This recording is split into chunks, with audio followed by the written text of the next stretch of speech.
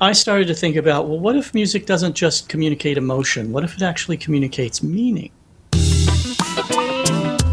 Welcome to another episode of The Wendy Cooper Show, conversations with remarkable people.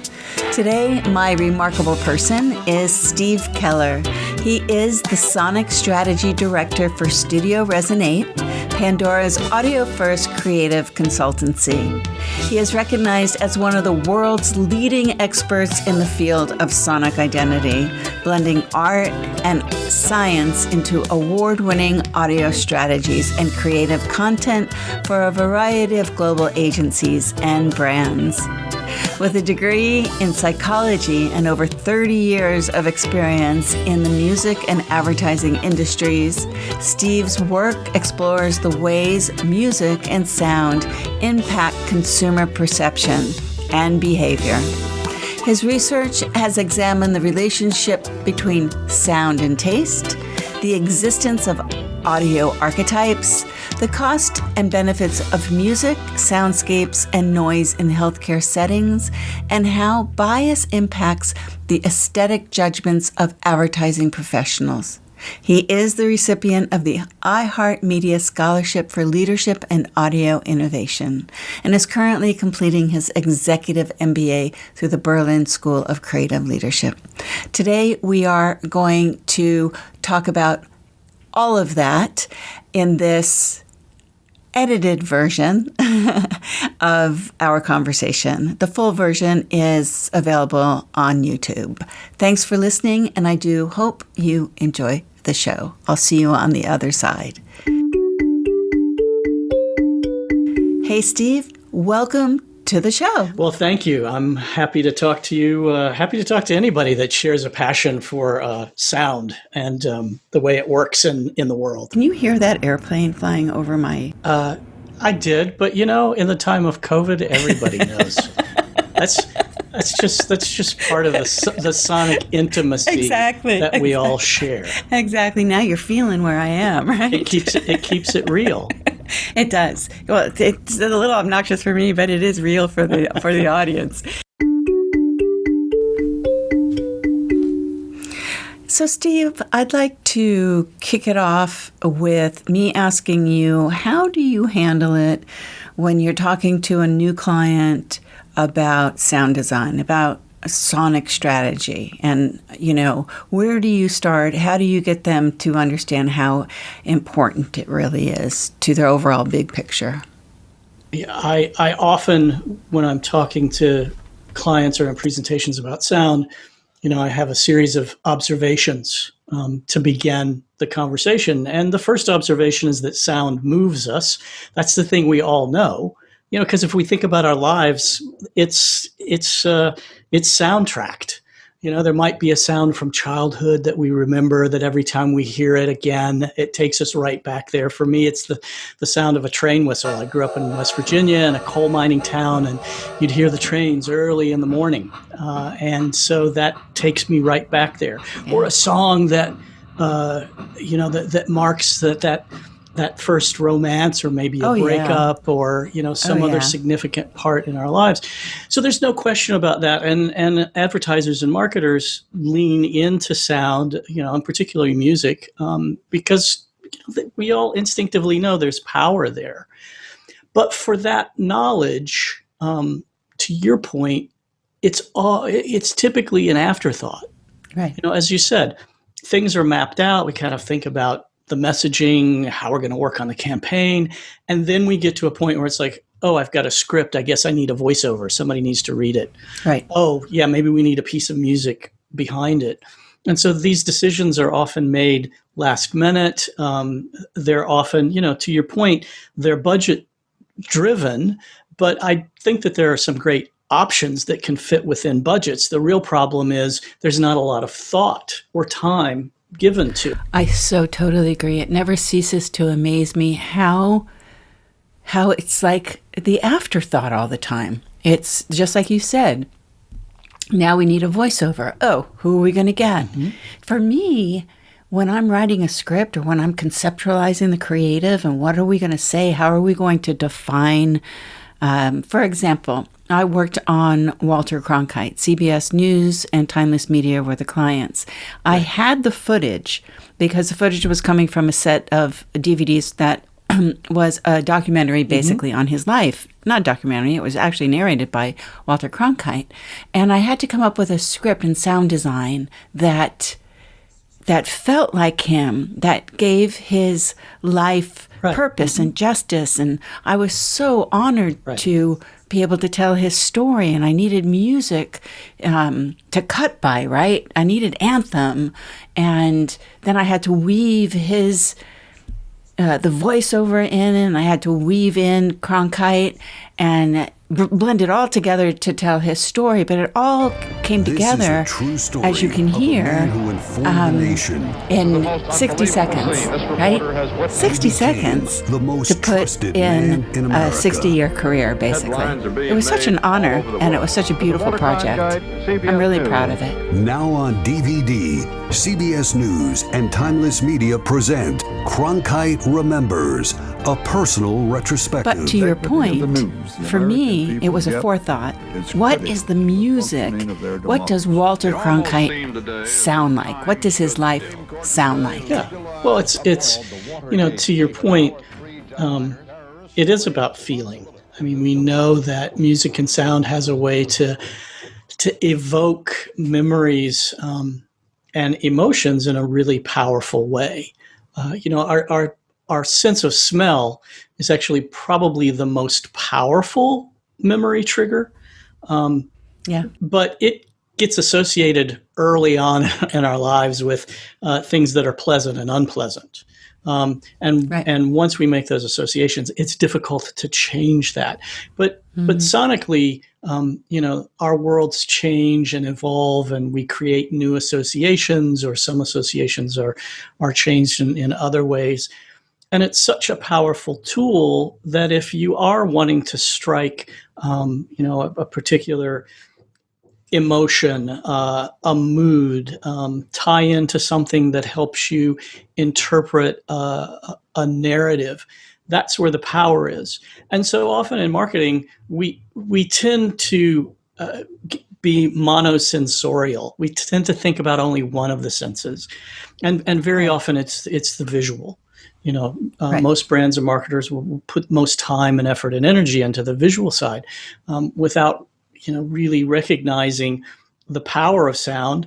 And the other piece of that is that we make sense, literally, of the world around us with all the sensory input. So we should be thinking about all of them together. It shouldn't be, here's my visuals, here's my sound, here's my scent or my touch or my taste, if those are part of the brand experience. It's how do all of those things work together? And there's a lot of rich science around how sound does impact our perception of reality and our behavior as a result.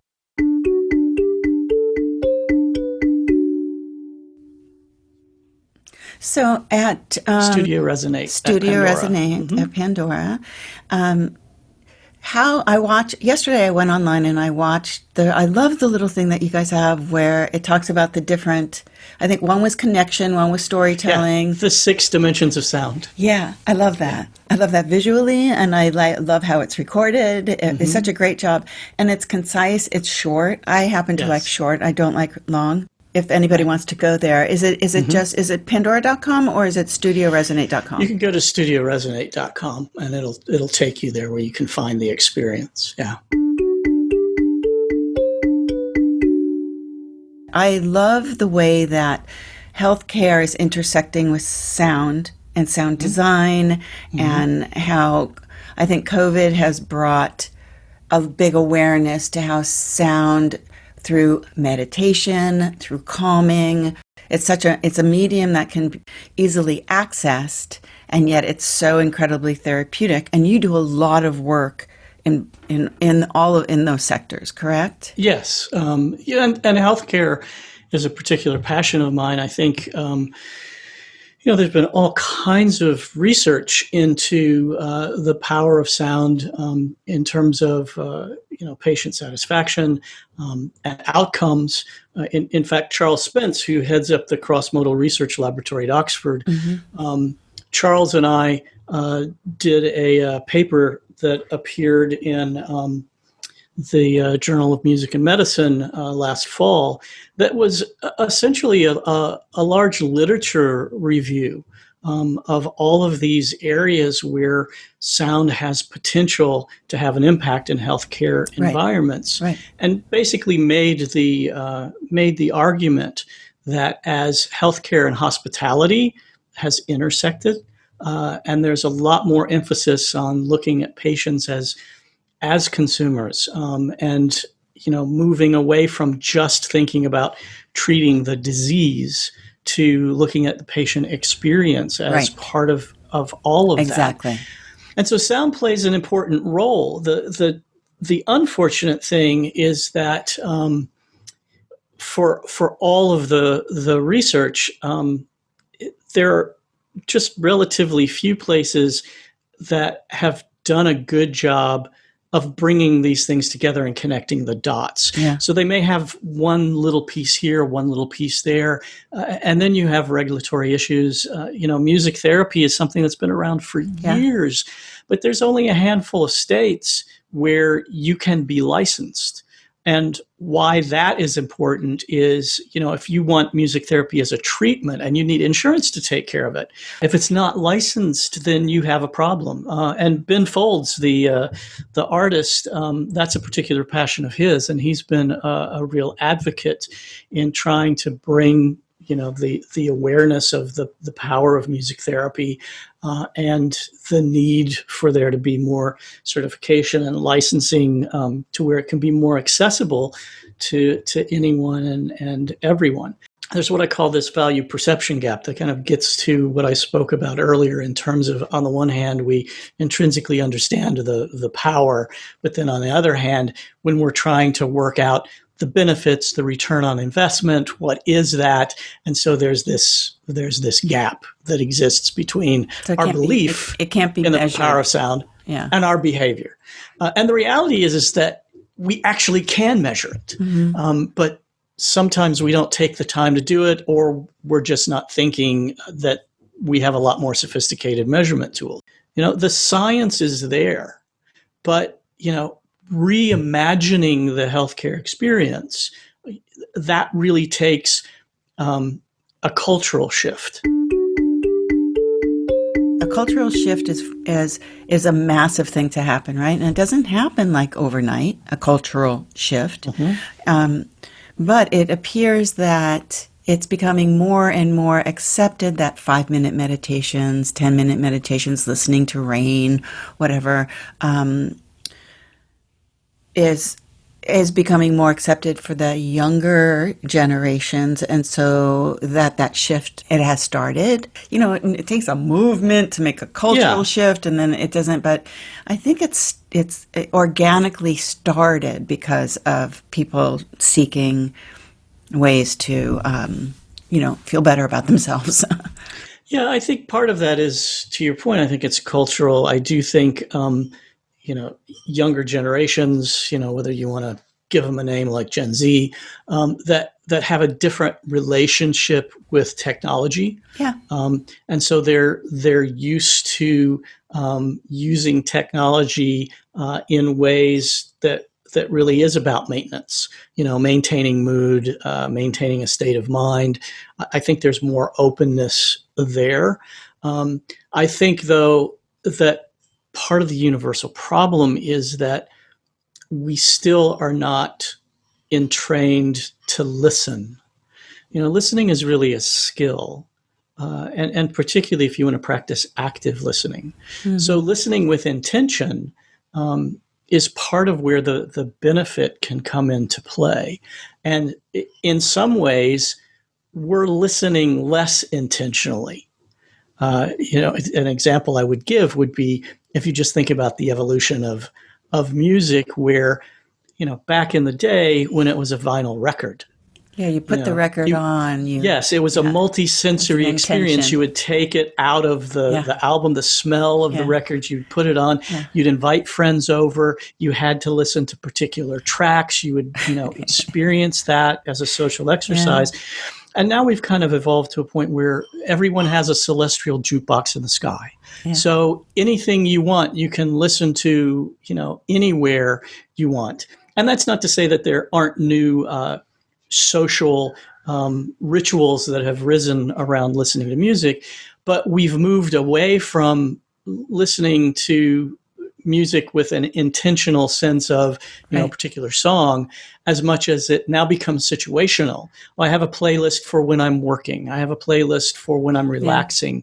And again, that's not a pejorative. I think those are good things. It's about mood regulation and management.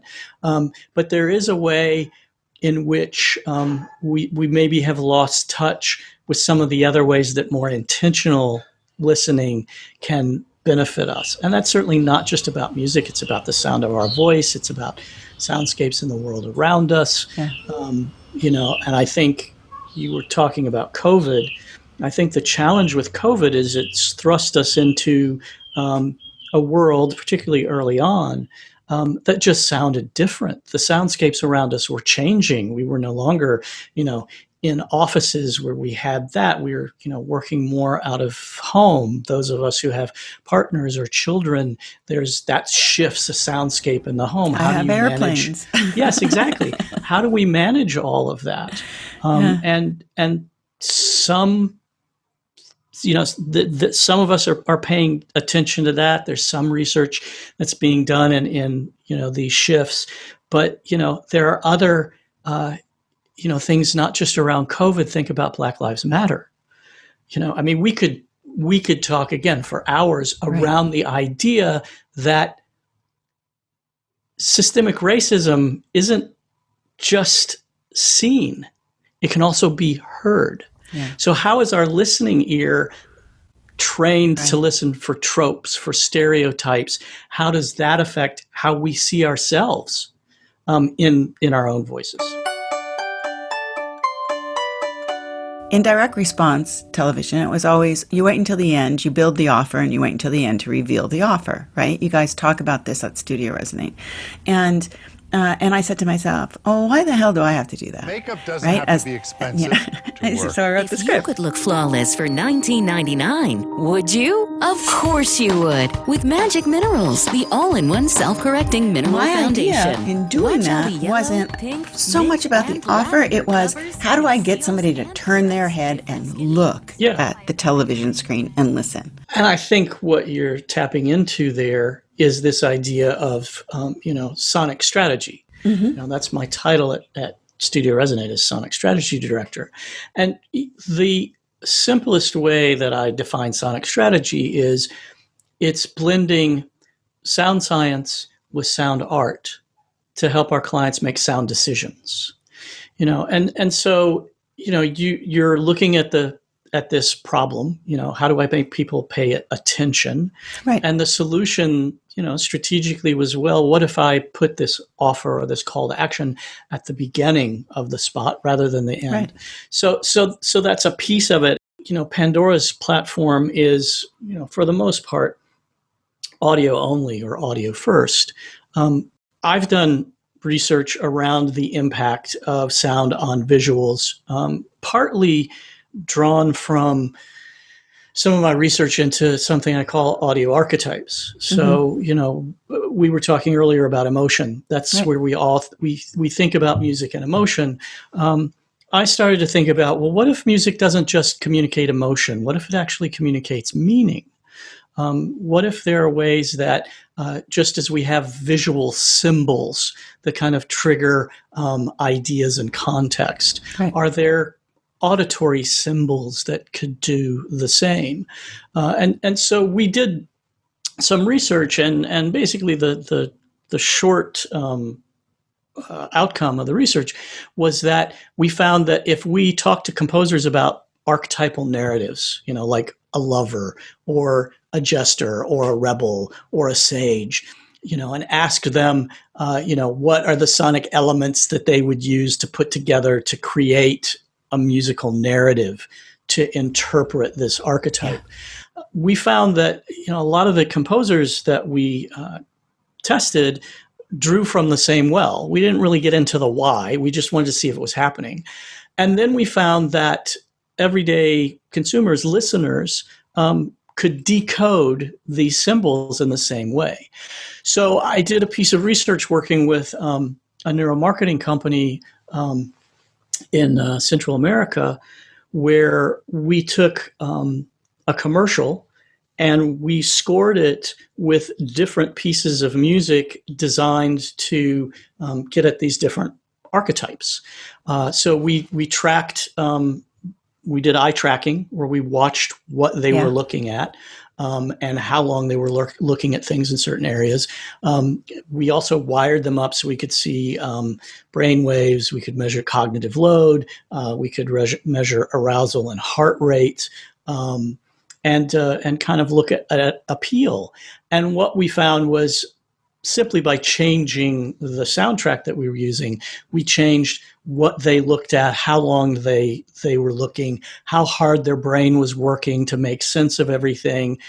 And we found that the soundtrack that was congruent archetypally with what they were seeing performed the best, as we expected that it would.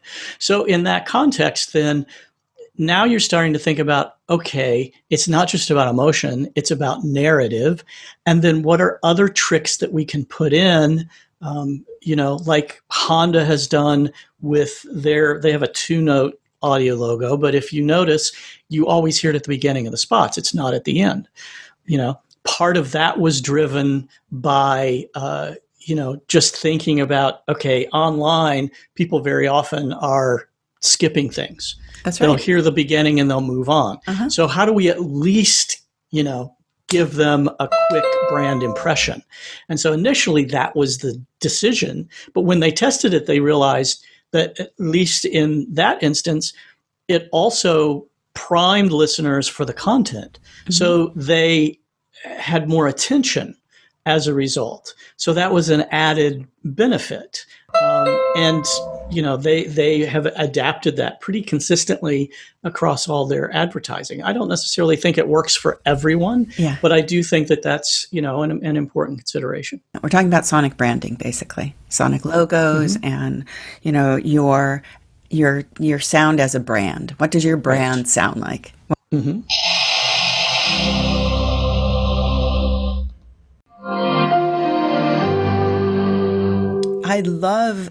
I love all of that. Well, I mean, there's so many, but the ones that are the ones that are most recognizable for most folks might be McDonald's, the ba-dum-bum-bum-bum, or T-Mobile is another one that's very recognizable. Ba-ba-ba-ba-ba. And Netflix. So there are all these. Netflix is just the kind of a two-note. Put together with a few things. I mean, everybody can imagine turn on Netflix and not hear that sonic logo. You would go, wait, something's wrong, right? Yes. I do really like the idea, and I think MasterCard is doing it, where when you swipe your card, that the transaction went through and it's MasterCard.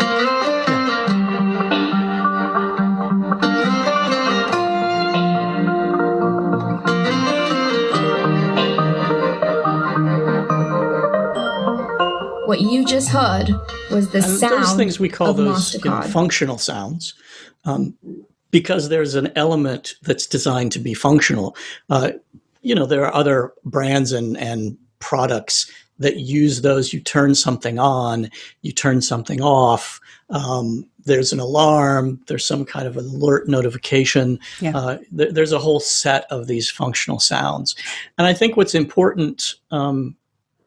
In this aspect is very often when brands think about sonic identity, again, they typically they'll jump to the tactic without thinking about the strategy. So it's, I need to get one of those sonic logos, or I need a functional sound, or I need a brand theme, or a jingle. Mm-hmm. But when you focus on those assets, you lose sight of the fact that sonic identity is not simply about a single asset.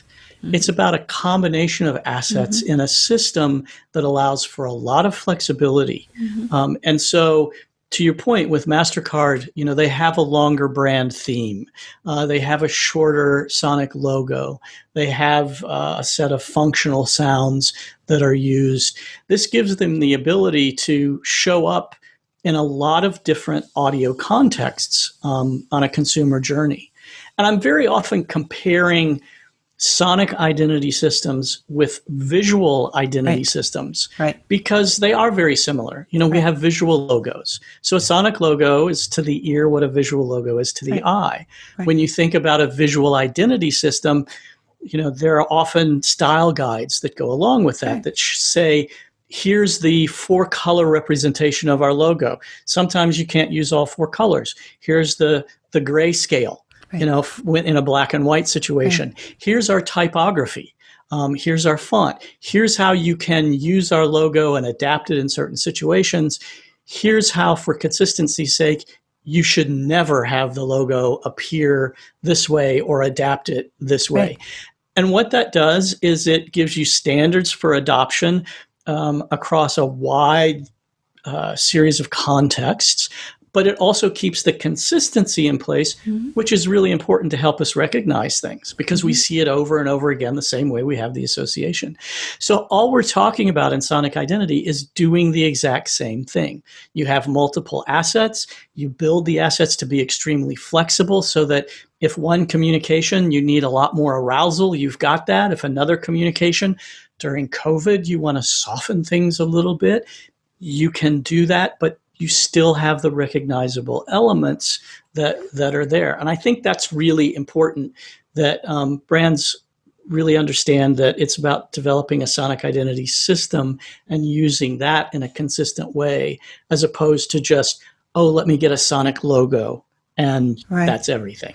Yeah, there's, so I live in Silicon Beach. I'm in LA, but, so I'm surrounded by, I'm in El Segundo, which is like the creative frickin' world of LA now.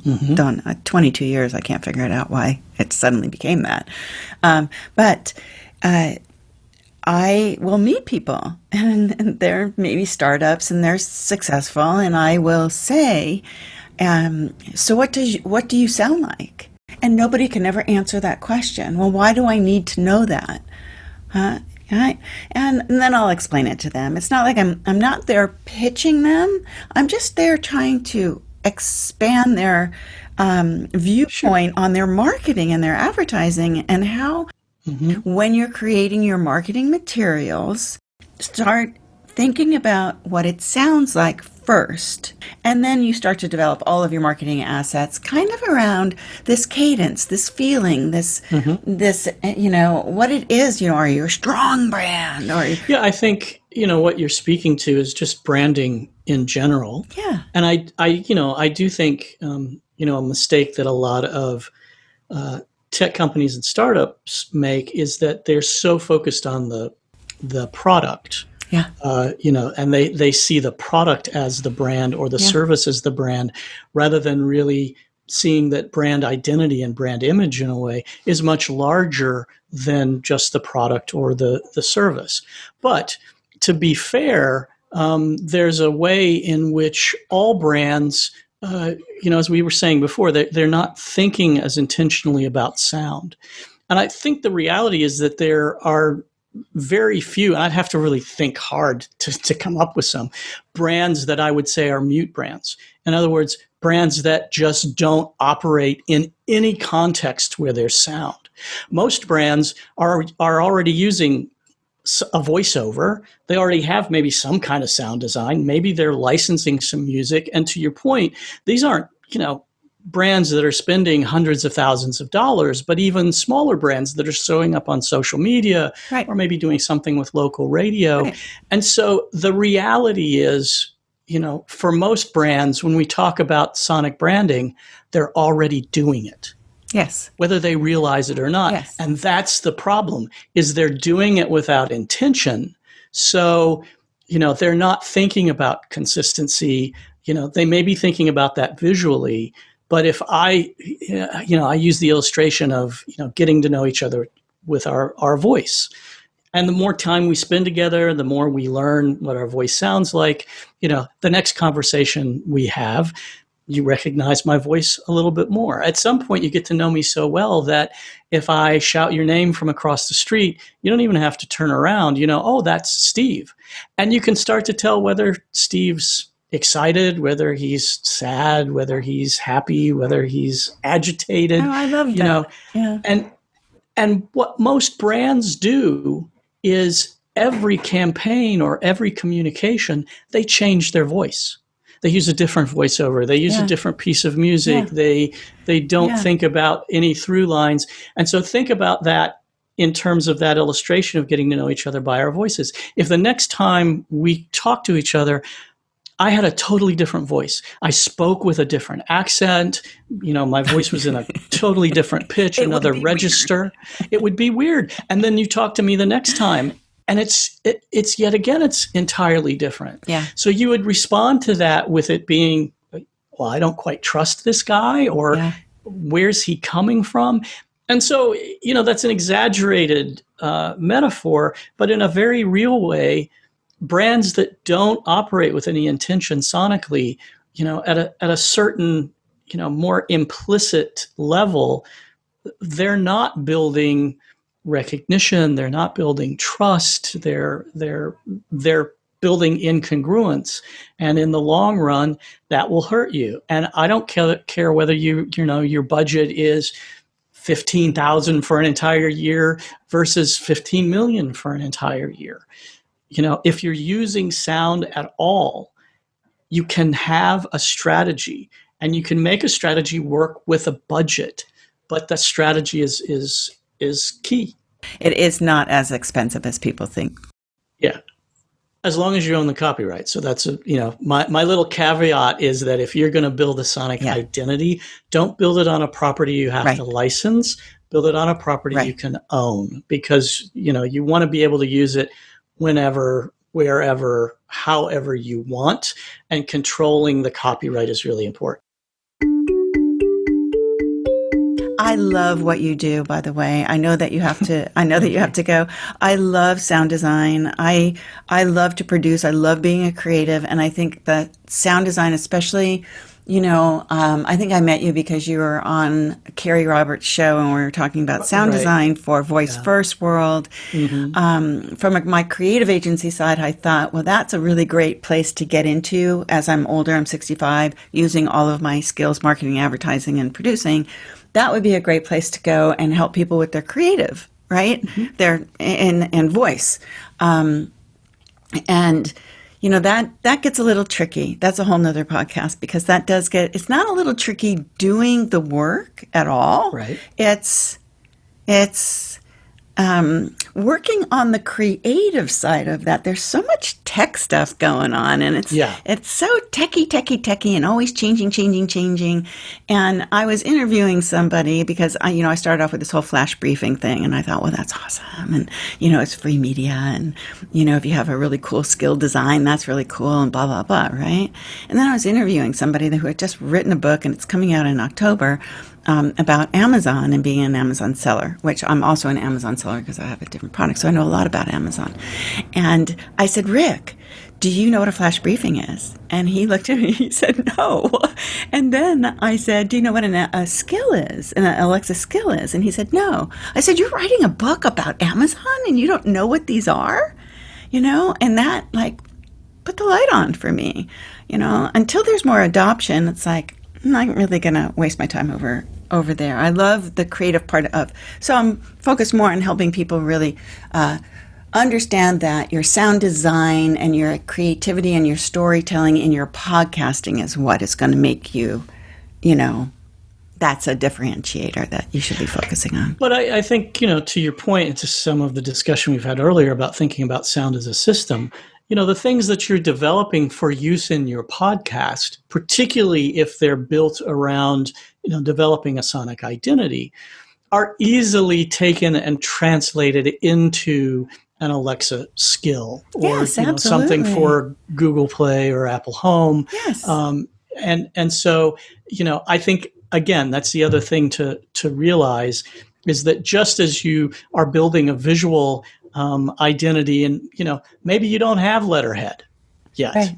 but maybe Right. you will. Maybe you don't have a business card yet. Maybe you just have a website. But as you get into these different mediums and different places that you can show up visually, you use should be these there. elements Yes. there. Same way with sound. Yeah. So what are the consumer touch points that are part of the brand experience, because that's what you're creating. I'm 1,000% with you on that. That's why I was jumping in on it. Well, and some brands are doing that. Some brands are thinking ahead that far. We're seeing the rise in adoption of smart speakers. It's one of the things that's driven the conversation around sonic identity, because brands now are realizing, oh, here's this whole world where the shelf is digital. We spend all this time and money on developing packaging that stands out when people look at the shelf. Right. What's our digital packaging? Right. What are the things sonically that differentiate us? Because otherwise, what will happen? People will order from Alexa, but if there's nothing that draws them to your brand, there's also nothing that prohibits them from going with whatever the Amazon brand is for that particular product. That's right. That's right. And that's where the complexity of the technology comes in, understanding the development side of the briefings, of the skills, and it's really up to the brand to make sure you have a kick-ass one. And so you are able to order a product through it.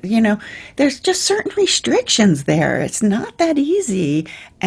It's great if you just want to be in somebody's ear with a flash briefing for 5 minutes. Mm-hmm. That's awesome. That's what I do. I entertain for 5 minutes and I say, hey, here I am.